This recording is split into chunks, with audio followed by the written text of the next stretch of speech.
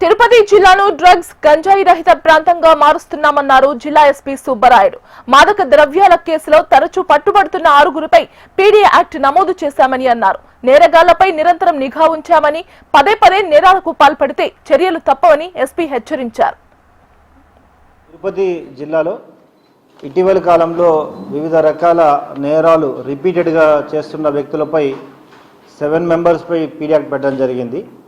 అదేవిధంగా మళ్ళీ 6 మంది గంజాయి, ముఖ్యంగా గాంజా మరియు మారకద్రవ్యాల నియంత్రణలో భాగంగా రిపీటెడ్గా అఫెన్స్ చేస్తున్న వారిని గుర్తించి వారిపై 1 టౌన్ 2, 2 టౌన్ నుండి 2, సూలూరుపేట తడ నుండి 1, తిరుచానూరు పోలీస్ స్టేషన్ నుండి 1ని ఐడెంటిఫై చేసి 6 మందిపై ఫిట్ ఎన్డీపీఎస్ యాక్ట్ కింద పీడీ యాక్ట్ని నమోదు చేయడం జరిగింది. ఇంకా కొంతమందిని గుర్తించి వారిపై కూడా తొందరలో పీడీ యాక్ట్ పెట్టడం జరుగుతుంది.